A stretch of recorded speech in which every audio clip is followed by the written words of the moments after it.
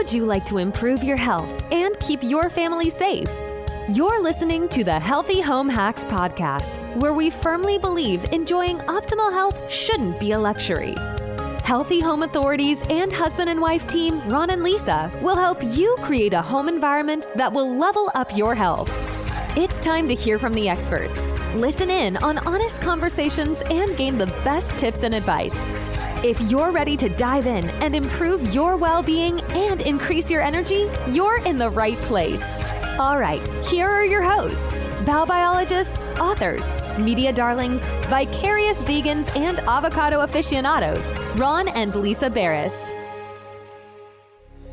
This episode of Healthy Home Hacks is brought to you by Nature-Pedic. Are you ready to enjoy healthier, non-toxic sleep? Join the organic mattress revolution and rest easier on a certified organic mattress proudly crafted in the USA without petrochemicals, flame retardants, polyurethane foam, and other toxic chemical materials. Visit naturepedic.com and get ready to snooze in the lap of organic luxury. And friends, don't forget to use code Ron and Lisa 15. That's Ron and Lisa 15 to save 15% on new mattresses for the whole family. You've heard it said before, water is essential to life. Our bodies are comprised of 50 to 70% water, our brain 75%, our blood 85%, and our bones 25%. Water is a miracle elixir of sorts, aiding our body's ability to digest, transport nutrients, remove waste, lubricate joints, and improve overall immune function. But while the EPA may deem your tap water safe, the list of contaminants they test for is surprisingly short. And I want to tell all of you right now, you have to absolutely stay to the end of this podcast to find out how you can win your very own reverse osmosis water filtration system valued at over $400. We're going to tell more at the end. Yes, you don't want to miss that, friends. And as it turns out, the scientists at the Environmental Working Group, otherwise known as EWG, analyzed 32 million water records from across the country and were shocked at the results. Out of almost 50,000 utilities studied, 45,000 detected contaminants linked to cancer, and 10,000 community water systems detected higher lead concentrations than what the American Academy of Pediatrics says is safe for children. Yeah, that's right, Lisa. And that is not all. The EWG scientists also found highly toxic fluorinated chemicals called PFAS.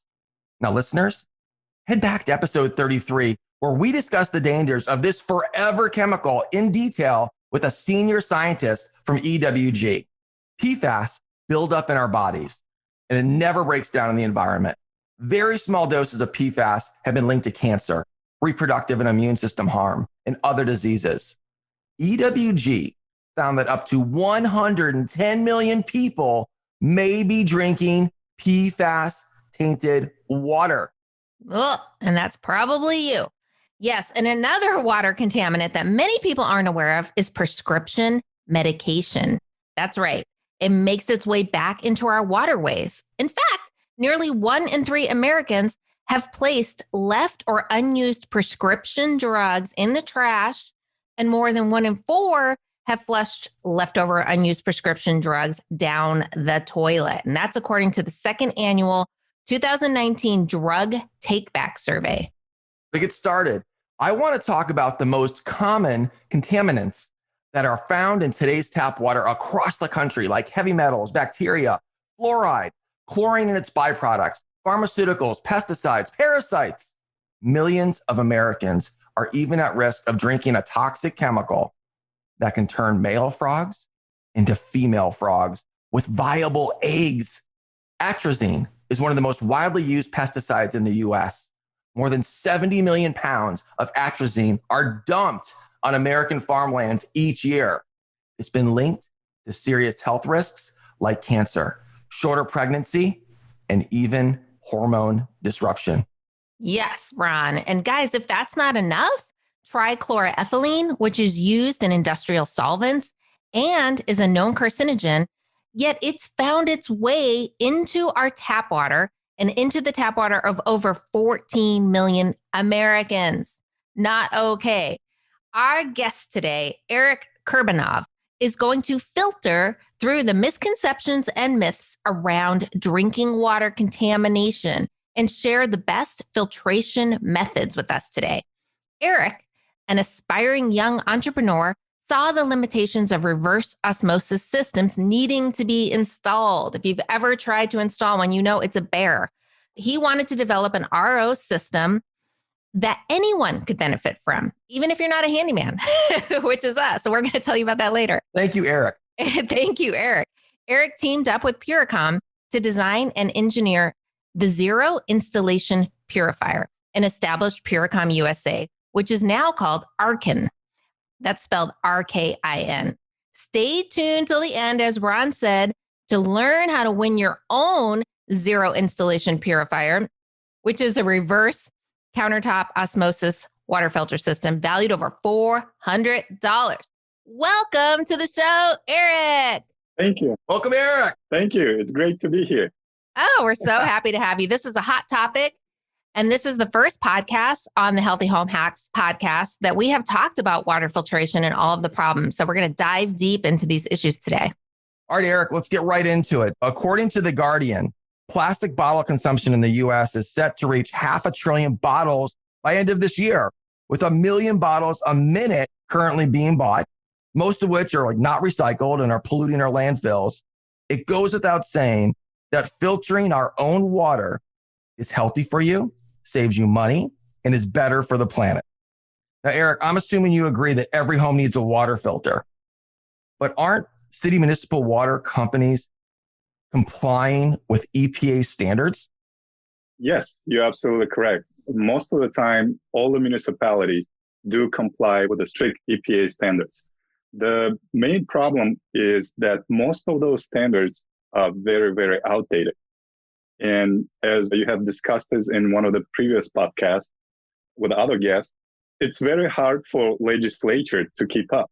There are so many things that are changing in the industry, and it's so fast, it's hard for municipalities and legislature to keep on track for each and every little, well, might not be little, but for each and every contaminant.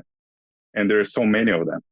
And one of the main new ways of approaching it is grouping that type of contaminants into under one umbrella, like PFAS. And I think that would cover a lot more, a lot faster, instead of attacking each and every contaminant one at a time.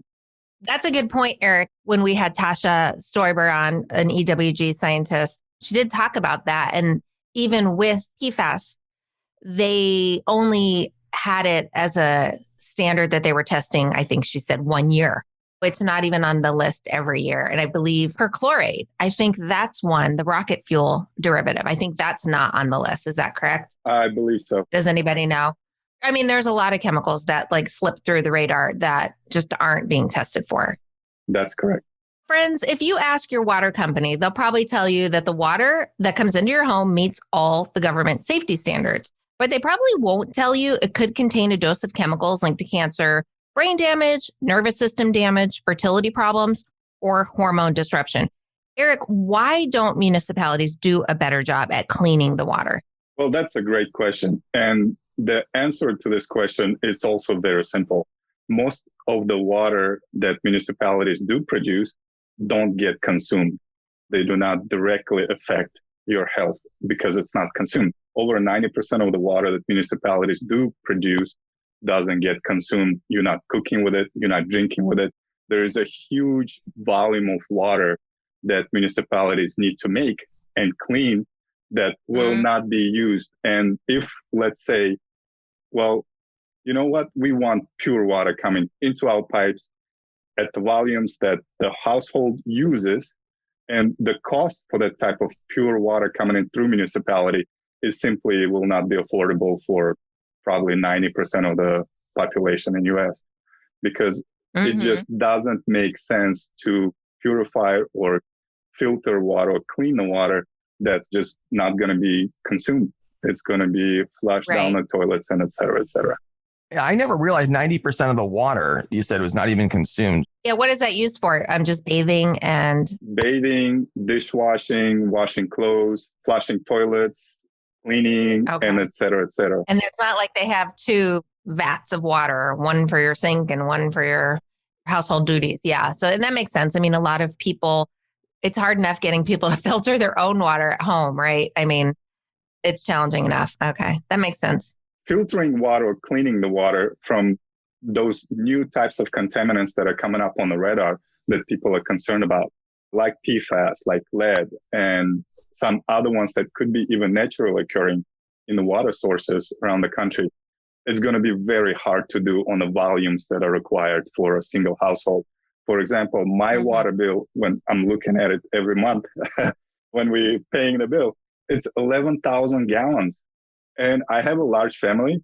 I have 3 small kids, and my mother-in-law lives with us with 3 adults and 3 kids.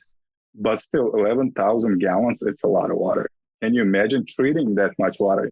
I don't think I've ever paid attention. We're going to have to look at the bill next time, Ron. Yeah, I can't believe I never paid attention to the gallons either. I always look at the dollar amount, like what I owe. Exactly. Most people just look at the dollar. We need to know how much we're using. That's great. Okay, that explains that. Ultimately, filtration in general, Eric, can you share with our listeners what type of filtration technology is best for drinking water? There's a lot of confusion out there. There's these water pitchers that go in the fridge. There's the fridge itself that might have a water filter, might be a mount on the faucet. Tell us what the best filtration system is. Whole house, under the sink.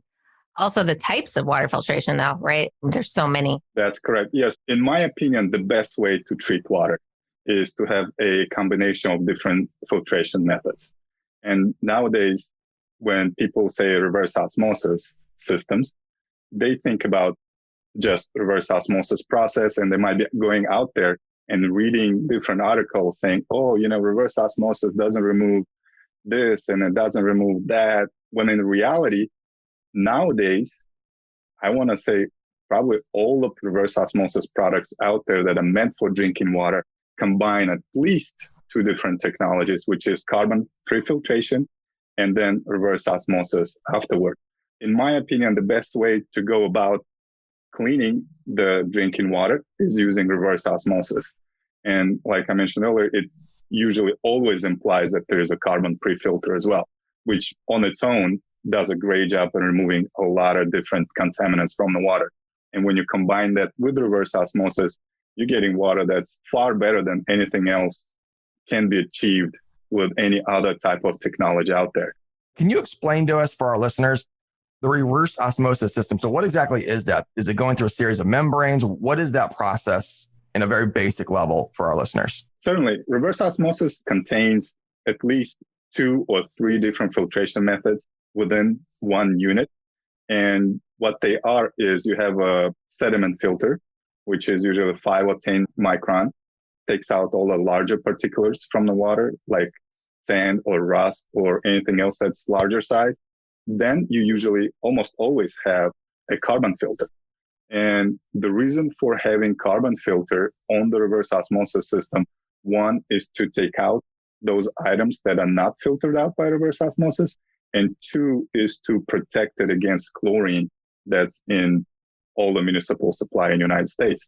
The reason being is the chlorine is very harsh chemical, even though we don't feel it when we're showering in it, but it actually does damage the reverse osmosis membrane. It makes the reverse osmosis membrane pores that are on the surface larger, and it kind of eats them up to where the reverse osmosis membrane is no longer as good as can be. It's a filter for the filter. It's a filter for the filter. That's correct. And for listeners, your carbon filter is your basic Brita pitcher and your basic inexpensive filter that you might be using. The ones that are built into your refrigerator that Ron referenced, those ones that you install in the sink, those are very basic, and those are carbon. And most of them will claim, Eric, reduces chlorine taste and odor, because I don't even think they can claim an amount because they are smaller. They don't have the capacity to get to filter all of the chlorine. That's correct. The interesting part is it comes down to water flow for the amount of media that's in the water filter. In the industry, it's called contact time. You got to have enough time of water being in contact with the carbon media or any other filtration media for it to work effectively. Is that why it kind of slow drips out when you just use a carbon filter? It's very slow for the filtered water to become filtered. That's correct. In certain applications, they actually slow the water flow to be able to comply with those claims that they're making.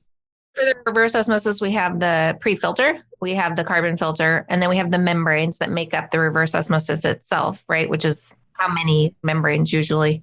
Usually there's one membrane in most drinking water systems because it's enough. Once you do get into whole house applications that are becoming more popular this time, but they're not quite there yet, you will get more than one membrane. But most of the time it's one membrane. And then after the membrane, there's also another, either carbon in combination with some other mineral filter, or just a generic carbon filter after the membrane as well. Like a 4-ish stage filtration, maybe 5, depending. Okay. That's correct. That's for drinking water. Yeah, that's for your drinking and cooking.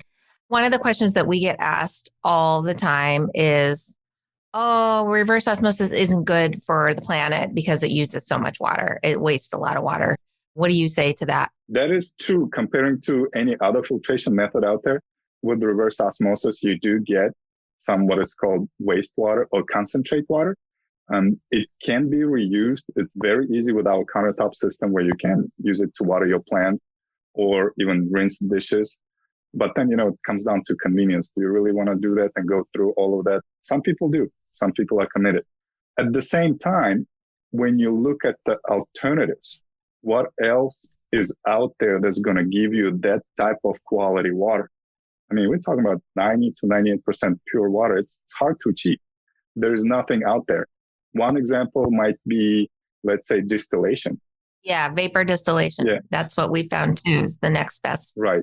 And those systems have been around for a very long time. They were very popular before reverse osmosis came on the scene.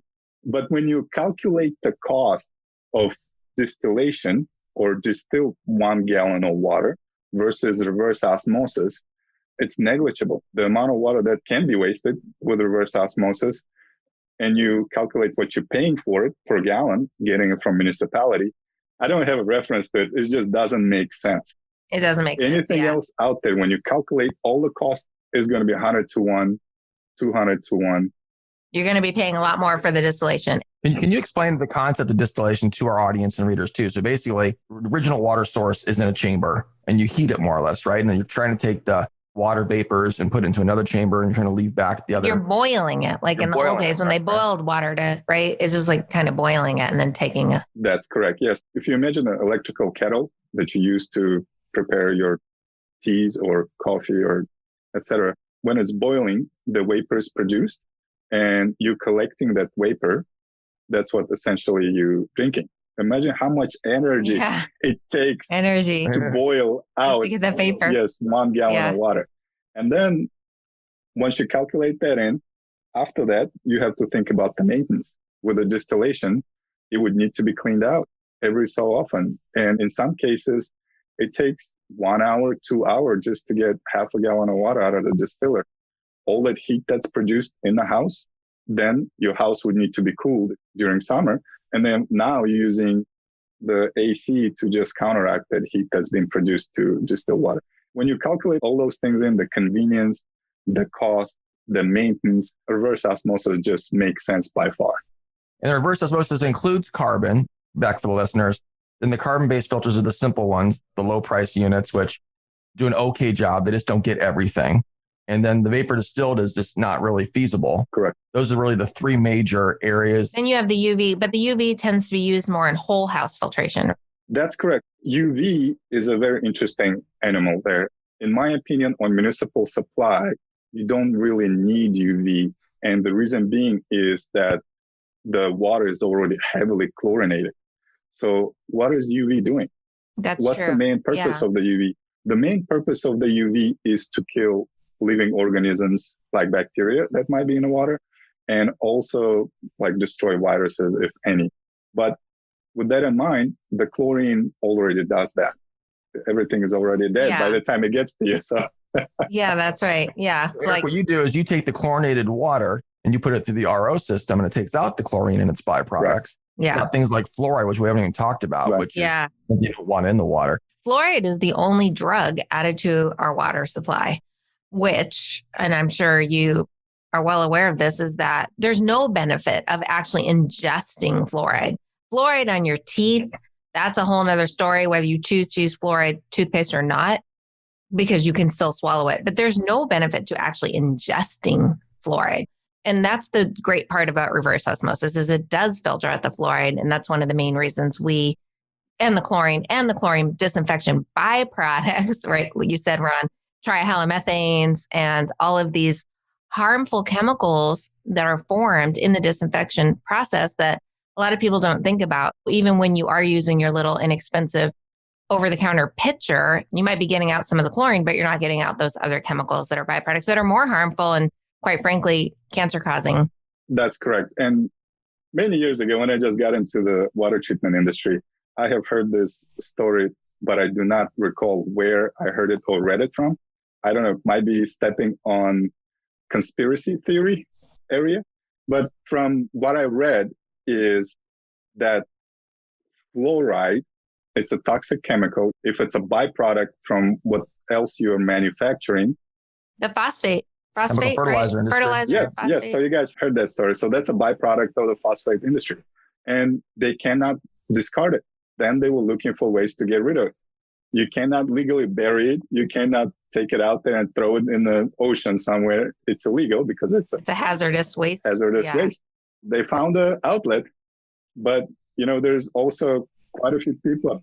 Our teeth, our mouth, our bodies. Like, I know, think about that. I mean, and even on the children's toothpaste, there's the danger if they swallow more than a pea size, you are to go to the ER or whatever. It becomes like a danger. And I've heard the boxes when they're shipped have the skull and crossbones on the fluoridated toothpaste because of that. Yes. And I have read all those conspiracy theories about fluoride, the Nazi concentration camps using fluoride gas and all of that. But it really comes down to just, you don't have to believe that. Basic science tells you there's no benefit to ingesting it. There's no benefit if you believe that it's good for your teeth, which we know too much fluoride causes dental fluorosis, which is the spotting of the teeth.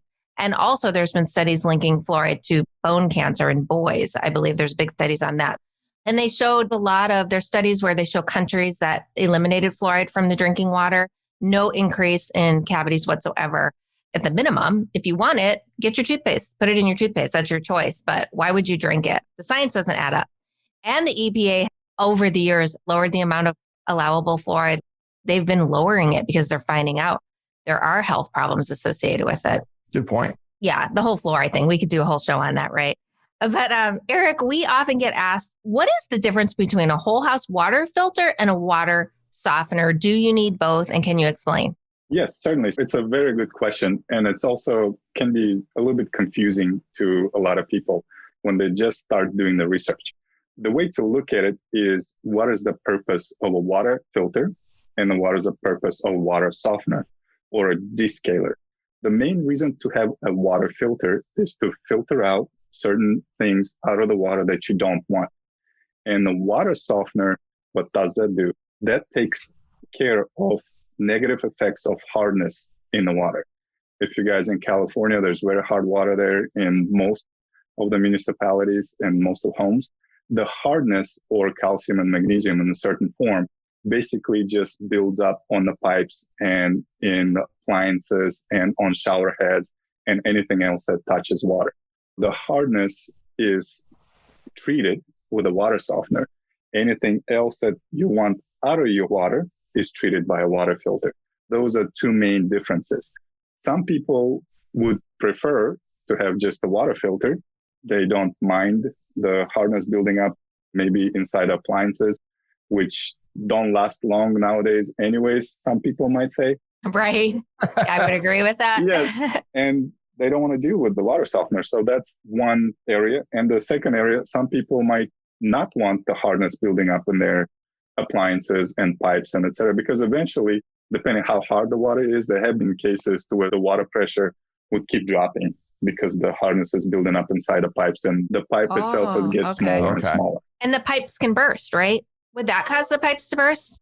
We had that in our community. There were a lot of neighbors. We had metal pipes and they were bursting, and the homeowners came in and changed everybody's pipes because it was going to be a lawsuit situation to the PEX, which I'm not a huge fan of, but I know it's supposed to be safer. I just don't like anything synthetic. But are you familiar with PEX piping? Yes. Personally, I have not had it in any of my homes, so I could not tell from experience, but from the industry, the PEX is getting more and more popular. Yeah, it started in Europe, I think. Do you think that's what caused the pipes to burst? The buildup of... It's possible, but unlikely, because how the buildup happens, it kind of goes in layers. There's no outward pressure from it, pushing it out. Oh, I don't know what caused the pipes to burst. Interesting. Okay. Oh, we got to investigate that. I thought we had an answer here. Okay. Well, there are certain types of PEX that no longer used and no longer allowed by the code. So it could have been just the type of the piping that has been used. No, we had metal. We had metal originally, and then it got replaced with PEX because of that issue. Oh, yeah. I apologize. No, I understand. The metal burst. The metal burst. Crazy, right? Thankfully, not our house. I know that's no fun when you have water issue, water damage, and potential of mold and all of that. That's another podcast episode. Absolutely. that we've done. We get questions like this. I have another question from readers we often get too is, what is the difference between salt-based water softeners and salt-free alternatives? Yes, the main difference comes down to how the water feels in your hair when you're bathing and when you're washing your hands. Because the way soap interacts with salt that will be present in the water if you're using salt-based water softener is a little bit different. How soap interacts with calcium or magnesium that might be present in the water if the saltless water softener is used. Those are the differences. You know, some people might call it a slimy feeling, people that don't like. Yes. I don't like. Yeah, we had that. I grew up in Arizona and we had a water softener and I did not like that slimy feeling. Yes. So that's caused from which one? That's caused from the softener. That's caused by the softener, yes. And the saltless system, you will not have that feeling. Some people like it and some people dislike it. And there's very few people don't really mind it either way. It would basically come down to that. The saltless systems do a very good job of preventing hardness buildup inside of the piping and or on appliances, especially the ones that we have and a few other brands out there. They do a very good job. It comes down to personal preference, how you want your water to feel when you're bathing and washing your hands and etc. Also, with a salt-based water softener, the installation is a little bit more involved because it does require an outlet, electrical outlet to be nearby, and also a way to have a discharge when the system regenerates. A drain would be required as well. Cost-wise, are they similar in price? The salt-free? Yes, the cost-wise, they're very similar in price. The salt-based system will cost a little bit more to maintain, simply because of the requirement that you have to have salt to be replenished every so often, depending on how hard your water is. Also, just driving and getting that stuff. That's where the cost difference long-term will come in. And then the non-salt, does that feel like your hard water when you shower? Is it similar to that? Yes. Non-salt systems that are based on template-assisted crystallization, how they work is they do not remove the hardness from the water. They basically transform the hardness into miniature, very small crystals that no longer have the same ability to attach to the surfaces. They still prey. Hey, who doesn't want crystal water? I want to bathe in crystal water. That sounds fun. They're so small, you won't be able to see them or feel them. But basically now the form that calcium and magnesium or the hardness is in, it's no longer able to attach to the surfaces, but it's still there. How the water feels is going to be exactly the same, but you will see the differences in the hardness buildup that is no longer present. Gotcha. It's kind of like the redox filtration that is in a lot of shower filters where it's actually converting the molecule. Making it larger, chlorine. Yeah, so the larger chlorine. I have read that with a water softener, there are no spots on dishes and glass shower doors anymore. And I know our listeners want to know this answer too, because this is a problem for so many people. Is that true, Eric? I want to know too. I really want to know. Yes, with the salt-based water softeners, and it's a common question that we get as well, or it's a common assumption that people have that with a salt-based water softener, you don't get any spots. That's simply not true, because what's happening is you taking out the hardness and you're replacing it with salt. Well, the salt is still present. If the water dries up, you will still have that salt show up on the surface. There will be some spotting. It may not be as bad or may not show up as much as without a water softener, but it's still there. For example, in our home, we have put in a salt-based water softener simply because I need to know how it works. Not only how it works, but also how it presents itself in the home environment. We still have to clean out or at least use a squeegee on a shower doors that are glass to make sure that those spots. Now you're regretting that decision and wishing you went with that. What about your glasses in the dishwasher? Your wife's mad at you for that one, Eric. Yes, she doesn't like it at all. I mean, we did have a saltless system before. Oh, you did? Right. And you didn't have to use the squeegee. Then you switched it. We did use a squeegee before as well. Oh, so that one has spots too? Yes.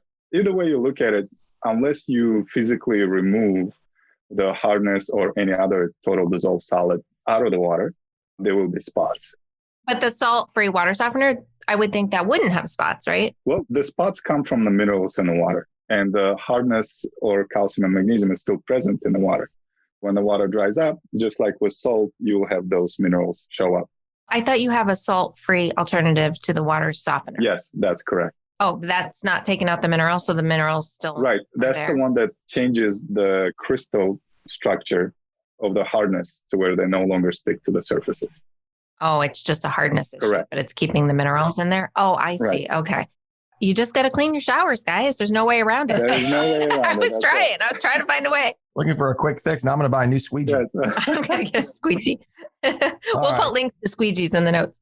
Hey, Eric, as we mentioned at the top of the show, shocking EWG analysis found that a complex toxic cocktail of chemical pollutants in drinking water could result in more than 100,000 cancer cases, and PFAS chemicals have been detected also in every person tested, as well as breast milk.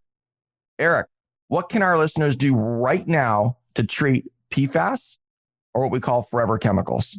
Yes, as we discussed earlier, the reverse osmosis system is all around kind of well-rounded system to treat most, if not all, the contaminants that might be present in the water. For drinking water, the reverse osmosis systems would be the best way to go. One of the previous episodes, the EWG scientists also mentioned that reverse osmosis might be the best way to do it.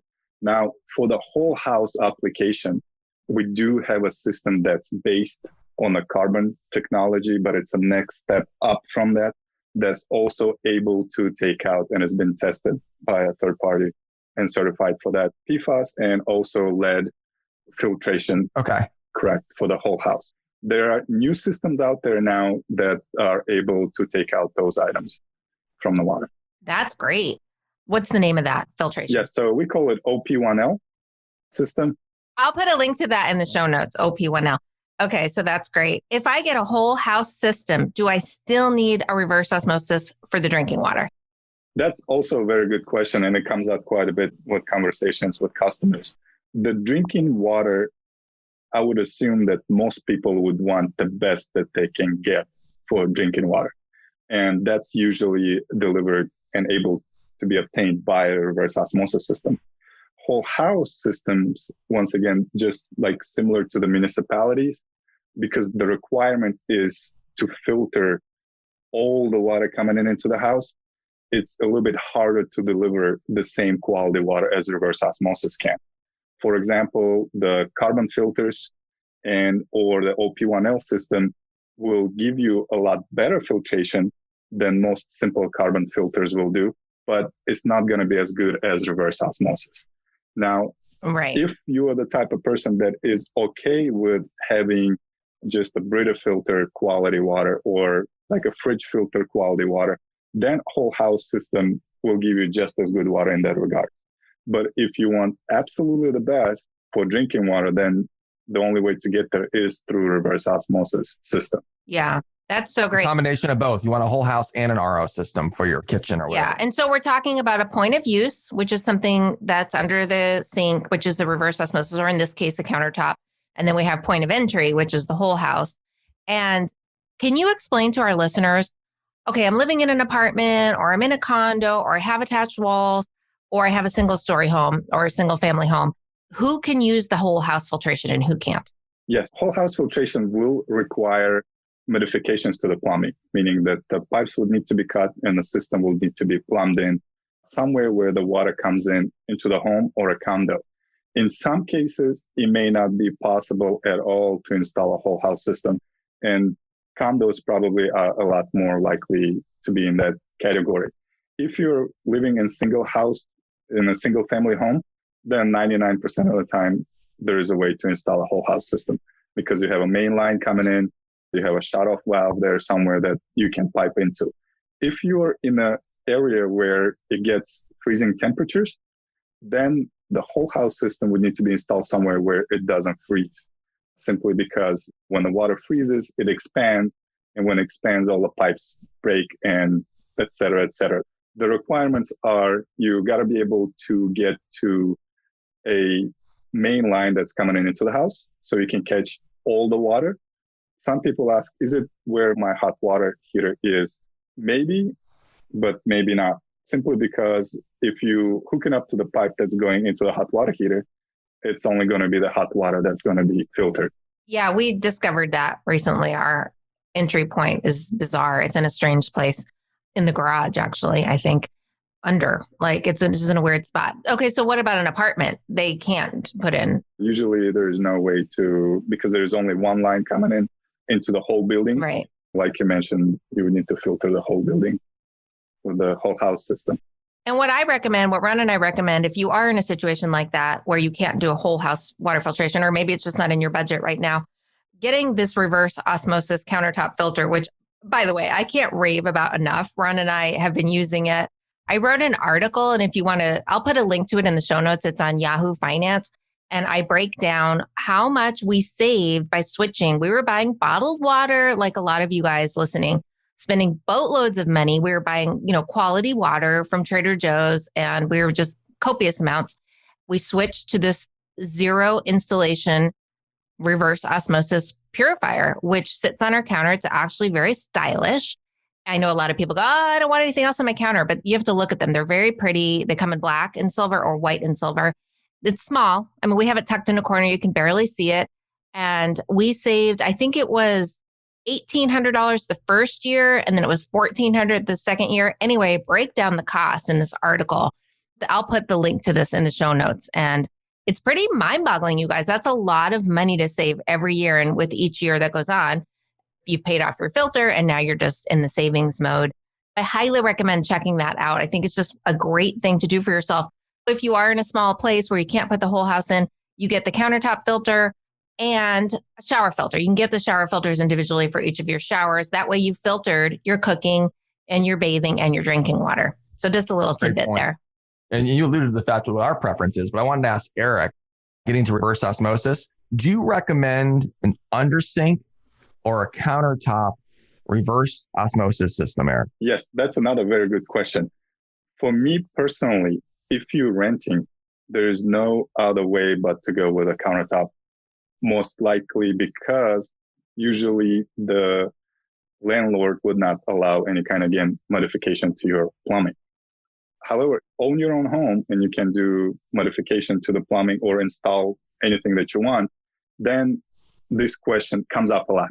It all depends on your preference and how much space you're willing to sacrifice, either under the sink or on your counter. Each time when that question comes up, my recommendation is, if you can, go with an undersink system. The reason being is the usage or daily use of the system is so much easier than refilling the countertop each and every time when you need water. And we do have undersink systems now you guys might look into. And they do use the same filters as our countertop system. It just has one extra carbon because usage of undersink system tends to be higher than a countertop. You have a separate faucet. If you have granite countertops, then it might be an issue. That's right. So you have to drill a hole in the countertop and you need a plumber to install the undersinks. Well, that's a consideration, is the drilling of the hole. You do have to hire a professional, whereas the zip, you're done and ready to go. And then cost, what's the under sink price versus the countertop? The under sink systems go for about $200. They're very affordable. But once again, you have to figure in the price of the installation. If you can do it yourself, great. It's very affordable, very economic. If you have to hire somebody, it's going to cost you a little bit more than a countertop. The countertops go for around $400 and they go on sale every once in a while. Yeah, you guys always have great sales on that. To answer your question, if you can, for convenience, it's the undersink is a lot easier to use. Once you cross that barrier of the installation, that's the main thing. To get started, the easiest way, countertop is the best way to go. But you're right. I mean, we fill ours constantly. We drink a lot of water. We filter our ice cubes with it. We use it for coffee. We use it for everything. We are filling it a lot. It's time maybe to go under the sink. I think we just wanted something simple because, we made that transition from drinking bottled water, which is crazy because we've been in the green industry for a very long time. And like so many listeners, it was the convenience, right? It's just the convenience. And you felt like you were getting such great water. But your water filtration also alkalinizes the water, correct? That's correct. Which maybe brings me to my next question. What's the difference between the Alka-Pure and the OnlyPure additions of your RO system? Alka-Pure versus OnlyPure, and the Alka-Pure is the original countertop system that we had. And basically what it does, it adds a little bit of calcium and magnesium into the water for better taste. There has been studies done, double-blind studies out there that people do prefer slightly mineralized water as far as taste is concerned. That's the original. And then we have been asked over and over by our customers, hey, do you have something that would be similar to the distilled water taste? Completely free of minerals and everything else. And for the longest time, we keep saying, no, sorry, we don't have it. But then finally, about a year or 2 years ago, we have launched the OnlyPure version. And what that does, it has a deionizing media inside of it that basically takes out anything and everything that might be left over after the reverse osmosis process, giving you zero TDS, just like distilled water. Total dissolved solids, for anyone who didn't know what that was. TDS, total dissolved solids, which are basically, contaminants in your water. That's correct. With that in mind, we're doing it primarily for taste because the difference in water purity between the two is very minute. The reverse osmosis does a great job. The only thing to consider would be the taste. Do you like mineral water or do you like distilled water? Okay, that's a taste issue. And are they both alkaline by the time they come out of the spout? Yes. So the Alka-Pure will be alkaline. The OnlyPure will not be alkaline. It will be just like any other reverse osmosis system out there, slightly acidic. Slightly acidic. Okay. And what do you think about the people that spend copious amounts of money on these alkalinizer water systems? The industry as a whole, they've been kind of staying away from that type of technology and making those claims simply because the filtration used before the water gets alkalinized is carbon filter. I'm not a big expert on how those machines work, but my basic understanding is the current is run between the plates. And to bring the alkalinity up, the certain ions get pulled to that one side of the water that you're going to be consuming. And along with those ions, there also heavy metals or anything else that might be left over after carbon filtration. Basically, you get a concentrate of all the impurities that might be in the water. Interesting. In my opinion, that's not the best way to go about filtering water. Yeah. And I've heard there's actually not one scientific study that proves that alkaline water is better for you. Is that true? Have you heard that? My personal opinion is that your digestive tract contains a lot of acid. That acid is very strong. It's 6 or 5 pH, if I remember correctly. By the time you drink something and it gets digested by your gut acid, none of that alkalinity stuff. There's not enough alkalinity in the water to make any difference in that regard. If you think about, for example, when you have a heartburn, and you take Tums or something else, basically just calcium and magnesium in a pill, and those things are really big. You chew them, there's a lot of mineral coming in, and that helps neutralize that acid. But a little bit of thing that you get in the water itself probably not enough to make much difference. Interesting. Okay. But if you do like alkaline water, the Alka-Pure does make it neutral, right? pH neutral. It makes it slightly alkaline, correct? Between 7 and 8. Slightly alkaline. Okay. So that's great. Yeah. And I have a bonus question for you. What would you say to our listeners is the worst contaminant that we are exposed to in our drinking water? I would say it's chlorine. Chlorine. Simply because, and it may not be in a drinking water specifically, but it's in the household and you're showering in it every day. The maximum allowed chlorine level in municipal supply is the same as in a swimming pool. Most of the time, the municipalities do crank it up all the way up just to make sure, nothing survives through that journey of the water into your home. And you're showering in it. I would say that's probably the most, in my opinion, that's harder to deal with, especially if you're renting. I know you mentioned the shower filters. We do not promote any shower filters just because based on our testing, they're not very good at removing all the chlorine from the water. They will cut it down. The water flow, right? When there's too much of a water flow in the shower, the filter can't handle it. That's correct. I'm going to put some links in the show notes to the shower filters that we recommend because I know some of them only take out chlorine, dirt, sediment, odors, maybe sulfur, but there's a couple that actually take out trihalomethanes, the disinfection byproduct of chlorine. And I'm going to put those links in there too. I mean, it's obviously better than not having it. And it's really good for your hair and your skin. If you get those white spots from the chlorine, you'll notice a huge difference. But, it goes without saying with everything, you have to change those filters, whether that's your air filter, your shower filter, your drinking water filters. A lot of people neglect that. And you can cause more problems when you get this bacteria buildup because now your filter is clogged. It's also going to affect the flow of the water, especially in your shower if you haven't changed that. And they don't come with lights or buzzers or indicators. So you have to keep a note of when you changed it. When you start using a shower filter, you'll notice the chlorine smell come back. That's usually the indicator that you haven't changed it and you're overdue. Well, thank you for joining us, Eric. This was so great. Yes, thank you for having me. I really appreciate it. Yeah, we loved having you. And friends, we hope you enjoyed today's show as much as we have. Now you have homework.